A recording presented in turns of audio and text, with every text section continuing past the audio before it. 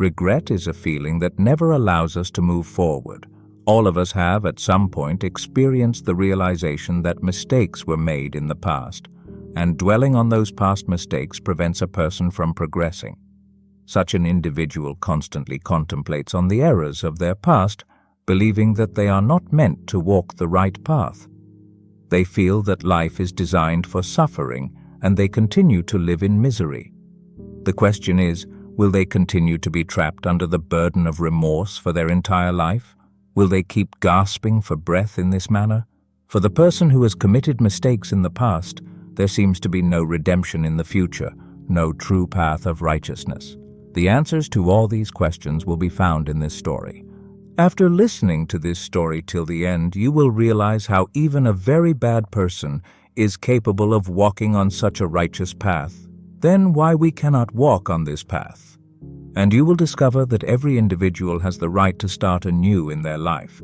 Everyone has the right to create a new path and walk on the path of liberation.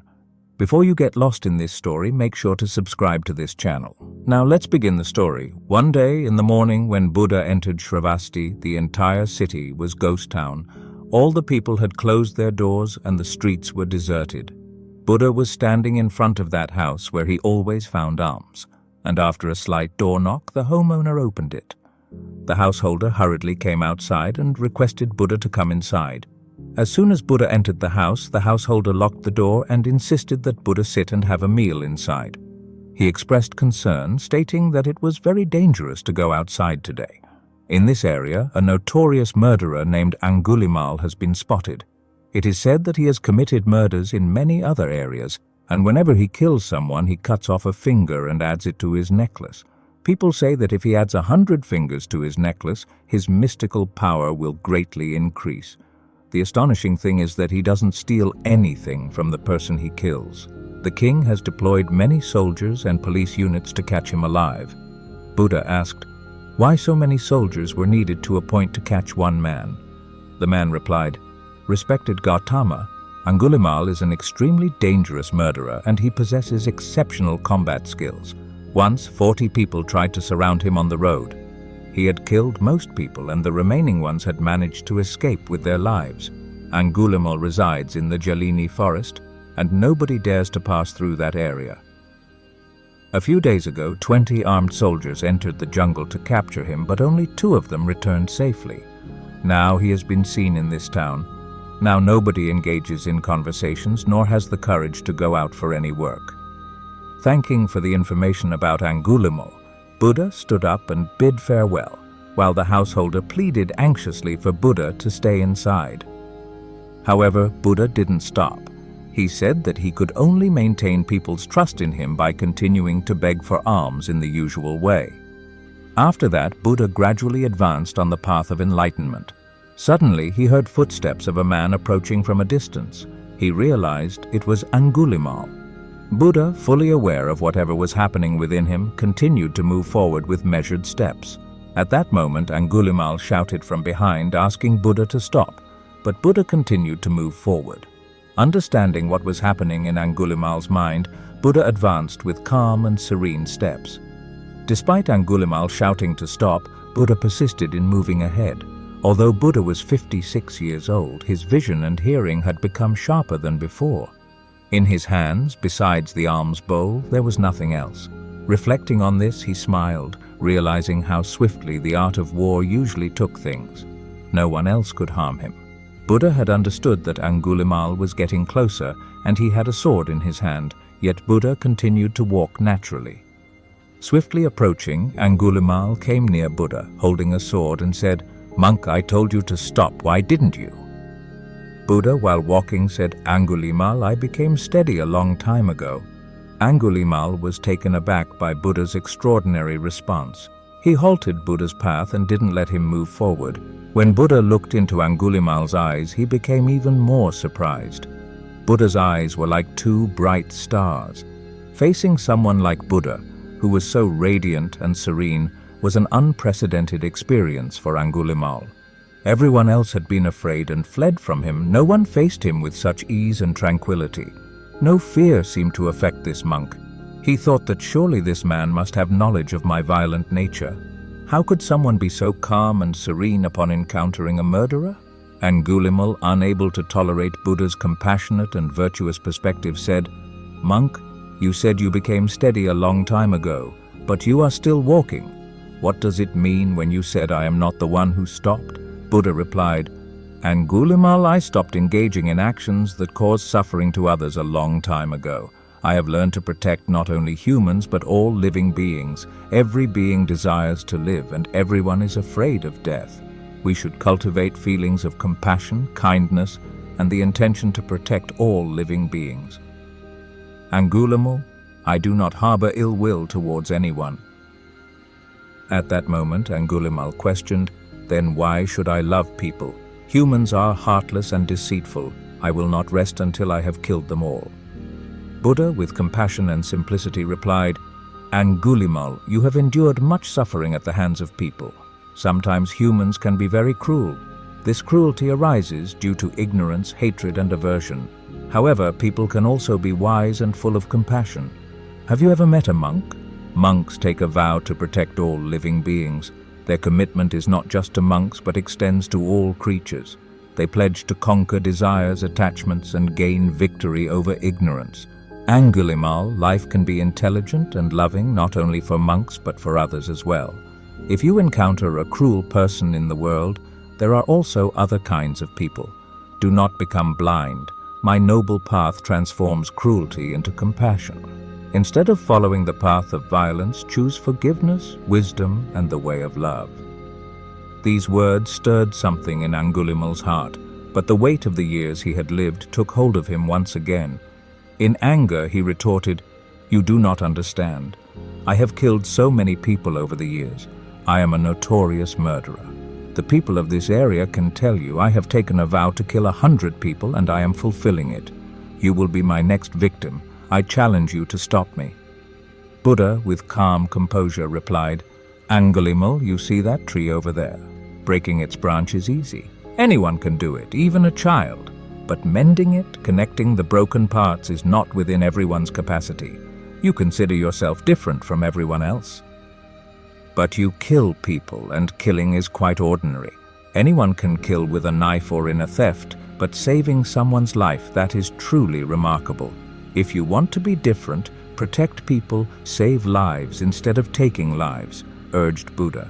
Angulimal was deeply affected by the words of the monk.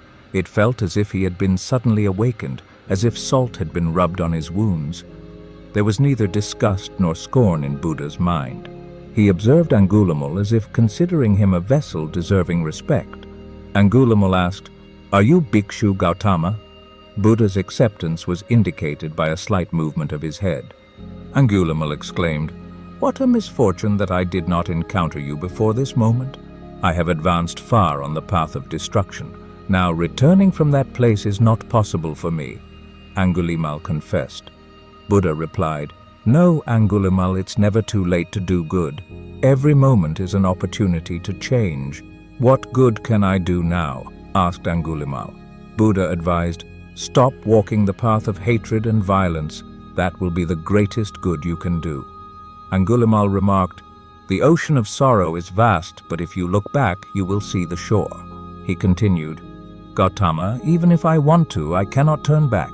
After all I've done, no one will let me live peacefully." Buddha took Angulimal's hand and said, "Angulimala, if you abandon your hatred, devote yourself to the study and practice of the path of righteousness, and I will protect you. Make a commitment to lead a new life and serve others. Your humility suggests that you are an intelligent person. I have no doubt that you can succeed on the path to nirvana."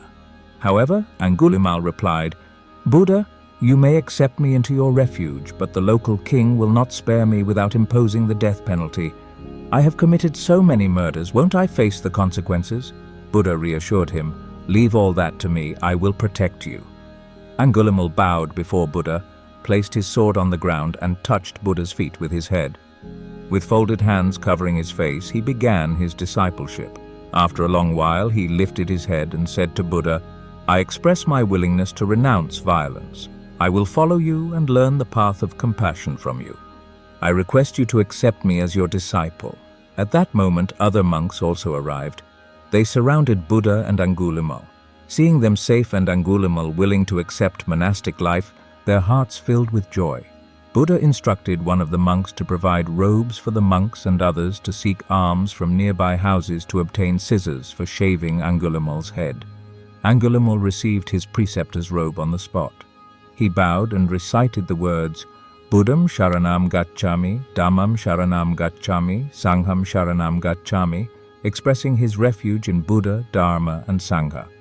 For the next 10 days, the monks taught him meditation and explained the practice of alms-seeking. Afterward, Buddha, along with Angulimal and other monks, went to Shravasti for alms. At the city gate, they saw King Prasenajit, who was on horseback with a contingent of soldiers, fully prepared for war. Upon seeing Buddha, the king dismounted and paid his respects. Buddha asked, Your Majesty, has something happened? Has another kingdom attacked your state? The king replied, No, honorable one, no one has attacked the Kosala kingdom. I have gathered these soldiers to capture the notorious Angulimal, a very dangerous man. No one has been able to apprehend him so far. He was seen in the city 2 weeks ago, and my people still live in fear of him. Buddha asked, Are you sure that Angulimal is as dreadful as you say? The king replied, Bodhisattva, Angulimal is a threat to men, women, and children alike. I will not rest until I find and eliminate him. Buddha inquired, What if Angulimal repents for his actions, takes a vow never to harm again, becomes a monk, and starts respecting all living beings? In that case, would it still be necessary to capture and kill him? The king says, Guru, if Angulimal has become your disciple and embraced the virtue of non-violence, living a pure and non-harmful monk's life, then there is no limit to my satisfaction. I will not only grant him the gift of life, but also ensure his liberation. I will provide him with clothing, food, and medicine, although I do not believe it is possible. Buddha, pointing towards Angulimal, whose name had now transformed to Ahimsak, non-violent, signaled that the monk standing behind was none other than Angulimal. He has pledged to live by the monk's code of conduct. In the past 2 weeks, he has completely transformed into a different being. When King Prasenajit found out that this once fearsome killer was standing so close, he was terrified. Buddha said, There is no need to be afraid now. We now call him Ahimsak. The king, for a long time, observed Angulimal with a stern gaze, then paid his respects and asked, Respected monk, in which family were you born? What was your father's name? Ahimsak replied, Your Majesty, my father's name was Garg and my mother's name was Mantani. Bhikshu Garg, the Mantani's son, kindly grant me permission to provide clothing, food, and medicines. Ahimsak replied, Your Majesty, I have 3 robes, I obtain food through alms daily, and currently I do not require any kind of medicine. You offered to give me all this. For that, I sincerely thank you. The king once again saluted the new monk. After that, addressing Buddha, he said, Bodhisattva, your brilliance is truly extraordinary. You have established peace and goodwill in situations where no one else could, preventing others from gaining control through power and violence. You have made it possible through your immense compassion. Please accept my heartfelt gratitude.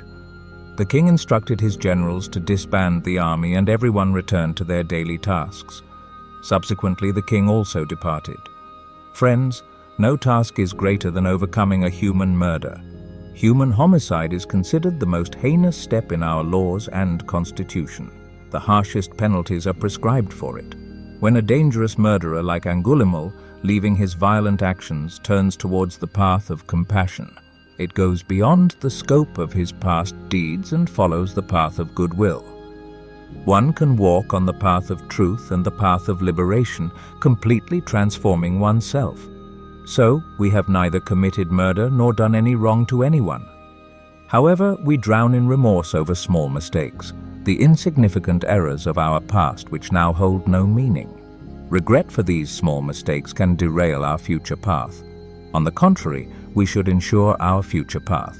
We must ensure that our future path leads directly towards compassion, clarity, kindness, and liberation. So how did you find this story? Please let me know in the comments section. If you enjoyed it, subscribe to the channel and see you in the next story. Until then, take care and stay blissful.